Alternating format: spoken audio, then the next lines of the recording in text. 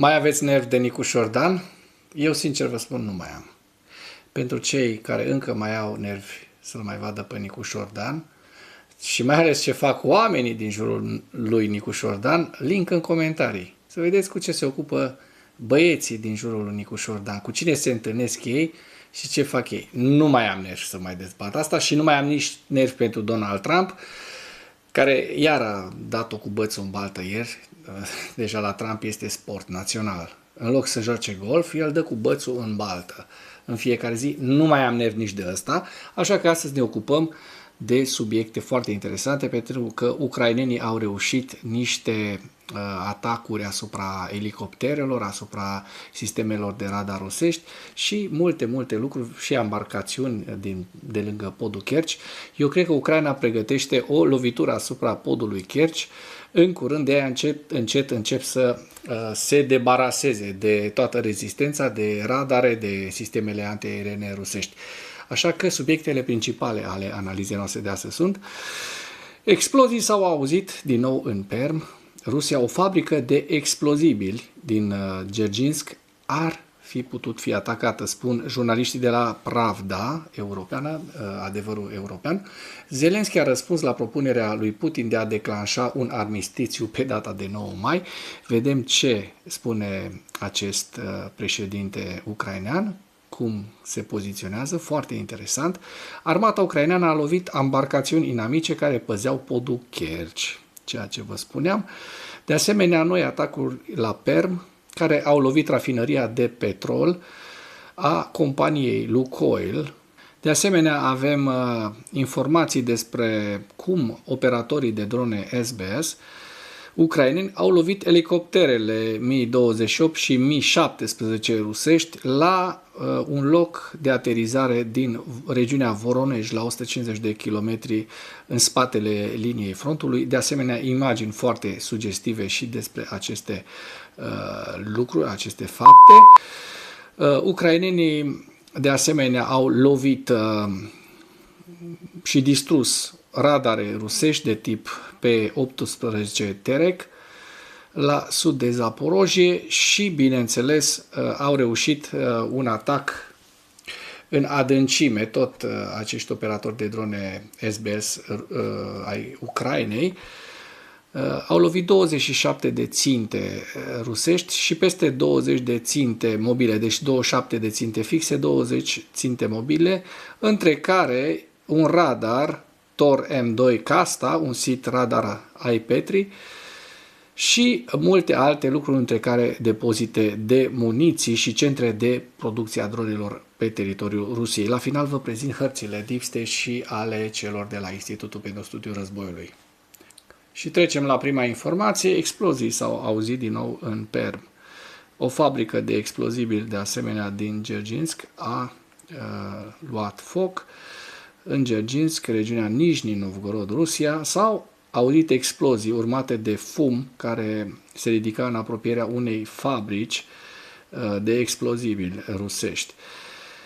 Explozii s-au auzit și în Perm, unde dronele SBU au atacat o stație liniară de producție și control pe data de 29 aprilie. Noaptea trecută, Astra, citând locuitori ai zonei, a relatat că dronele ucrainene au atacat ceea ce era probabil uzina de explozibili Sverdlov din Gerginsk, regiunea Nijni Novgorod. Da? Vedem aici această imagine, această fotografie realizată de către cei de la Exil Nova. Despre aceste lucruri încă rușii nu au raportat nimic. Iată ce spune Zelenski la propunerea lui Putin de a declara un armistițiu pe 9 mai. Spunând că le-am ordonat reprezentanților noștri ucraineni să contacteze echipa președintelui Statelor Unite și să afle detaliile propunerii Rusiei pentru un armistițiu pe termen scurt. Propunerea noastră este un armistițiu pe termen lung care să garanteze o securitate fiabilă pentru oameni și o pace durabilă. Ucraina este pregătită să acționeze în acest sens în orice format demn și eficient, a menționat președintele. Potrivit spuselor sale, Ucraina aspiră la pace, dar vrea să afle despre ce vorbește exact Putin, câteva ore de securitate pentru parada de la Moscova sau ceva mai mult. Bineînțeles că dacă vrea câteva ore ca să treacă paradele lui în siguranță, nu o să fie de acord Zelenski și Ucraina cu aceste lucruri. Iată o informație, una dintre informațiile de bază. Armata ucraineană a lovit embarcațiuni rusești care păzeau podul Kerch. Forțele navale ale forțelor armate ale Ucrainei au lovit în noaptea de 30 aprilie, 29 spre 30 mai precis, embarcațiuni rusești care păzeau podul Kerch. Da? Conform raportului, barca de patrulare al serviciilor speciale FSB rusești, Sobol, și barca antisabotaj Grachnok au fost lovite în urma atacului. Hai să și vedem despre ce este vorba.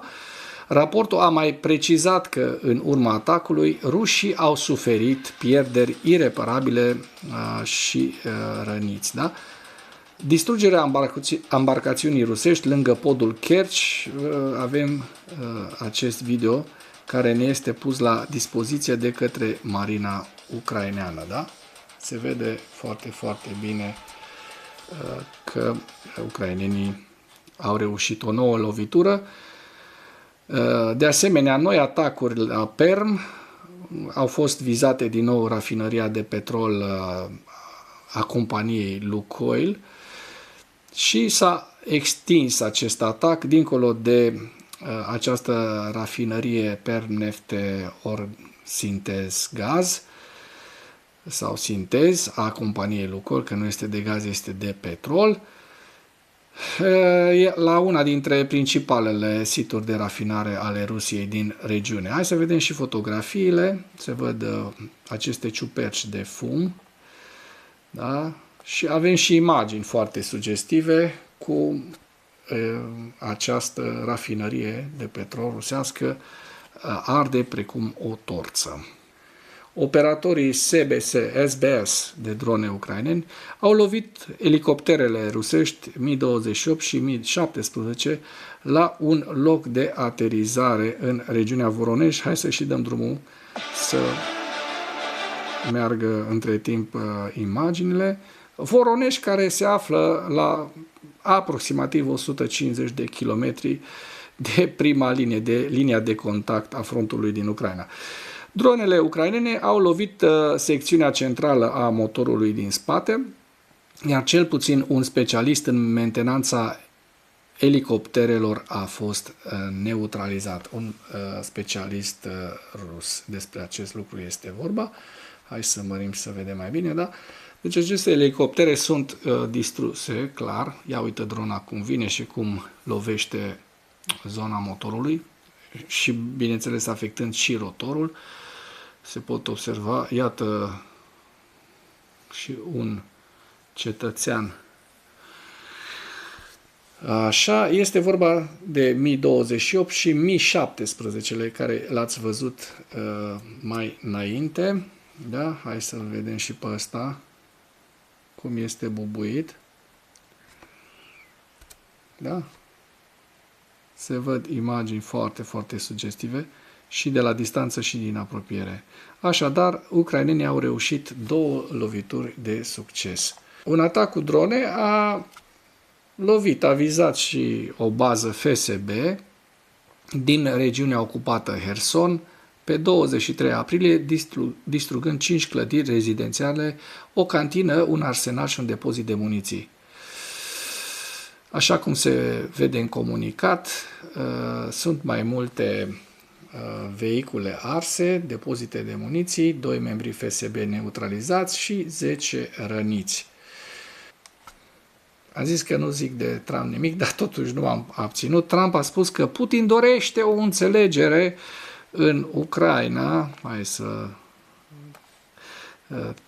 ducem imaginea mai încolo. Și nu vrea ca Iranul să obțină arme nucleare și a spus că este mai interesat să vadă Moscova ajutând la încheierea războiului decât să intervină în problema uraniului din Iran. Trump a adăugat că a propus un armistițiu de mică amploare și crede că Putin ar putea fi de acord.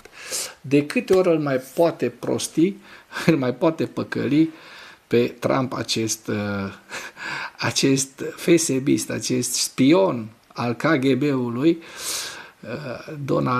Donald Kasdov fi și el unul dintre ei, dar are și tăticul lui în spate pe Vladimir Putin. Și trecem la o nouă informație. Ucraina a declarat că unitățile de atac în adâncime SBS au lovit 27 de ținte fixe și peste 20 de ținte mobile în perioada 27-28 aprilie, inclusiv un radar Tor M2, Casta, un sit radar iPetri, o bază a forțelor speciale Bars Sarmat, depozite de muniție și centre de producție de drone în teritoriu ocupat și în Rusia. Și vedeți, rând pe rând, ne sunt prezentate aceste lovituri asupra unor obiective strategice și a unor echipamente foarte, foarte costisitoare rusești în aceste imagini. Cei de la SBS, da? Serviciul Militar de Informații, Serviciul de Informații Militare al Ucrainei, este unul foarte, foarte performant în acest moment, alături de GUR, celălalt serviciu de informații ucrainean, dau lovituri grele la temelie Rusiei și vor continua să lovească în adâncime pentru că au o tehnologie care se actualizează la fiecare 2-3 săptămâni, da? Iar rușii nu apucă să se obișnuiască, reușesc să inventeze contramăsuri, dar până se întâmplă aceste invenții, inovații, ucrainenii au niște ferestre destul de mari, așa cum vă spuneam, de 2-3 săptămâni, în care îi bubuie constant pe ruși, lovind atât echipamentele foarte valoroase, cât și, ați văzut foarte bine, industria energetică rusească, care finanțează și furajează acest război de agresiune al Rusiei împotriva Ucrainei. Da? Sunt niște imagini foarte sugestive. O să vă las și un link în comentarii pentru că durează foarte, foarte mult acest videoclip. Iar noi trecem la ziua 1527 a războiului din Ucraina.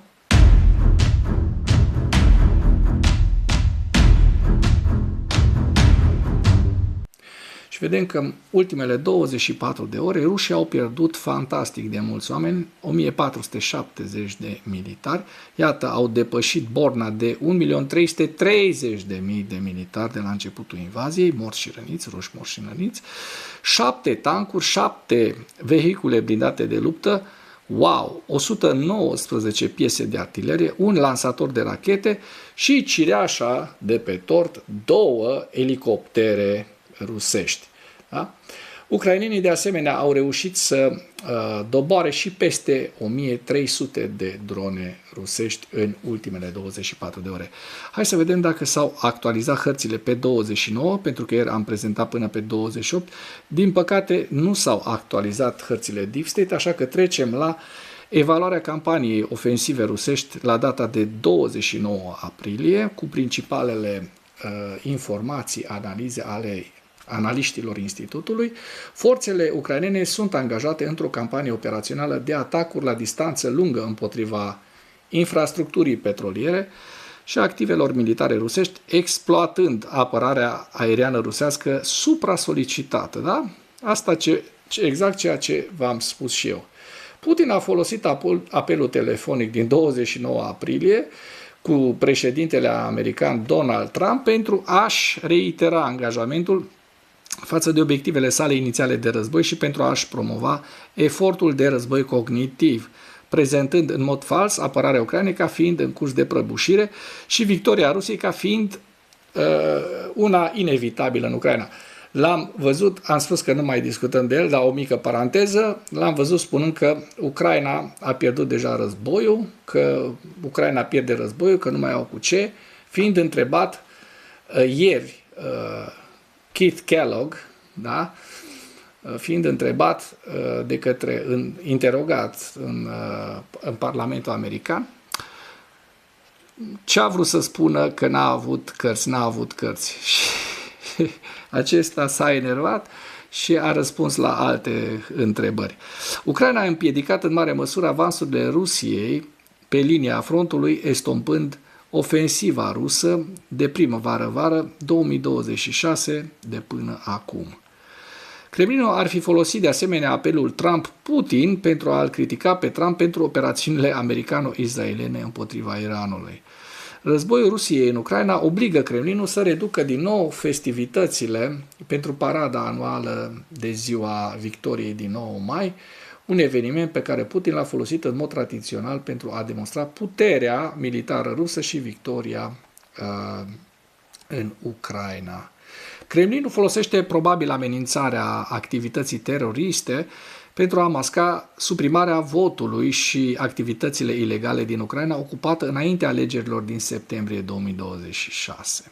Baza industrială de apărare ucraineană și capacitățile de producție continuă să sprijine aliații, da? Vedem că Zelenski a declarat pe 28 aprilie că unele zone ale bazei de apărare industrială, adică producția de armament ucraineană, a obținut un surplus de 50%, ceea ce va permite Ucrainei să exporte produse de apărare către aliați, inclusiv în Orientul Mijlociu și Europa. Wow!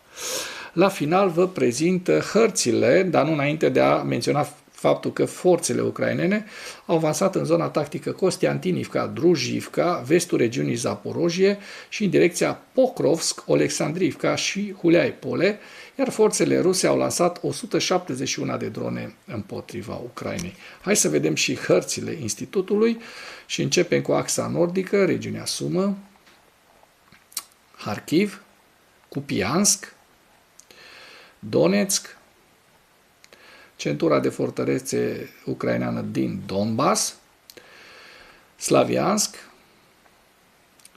și avem aici Kostiantinivka, Druzhivka, în apropierea orașului Kostiantinivka, Pokrovsk, aglomerația Pokrovsk-Mârnograd și axa sudică, estul regiunii Zaporojie și Orihiv, da? Și Herson. Și cu acest ultim detaliu închei materialul nostru de astăzi cu îndemnul. Dacă ați găsit informații utile în acest videoclip, nu ezitați să-l distribuiți pentru a ajunge la cât mai multă lume. Mulțumesc mult!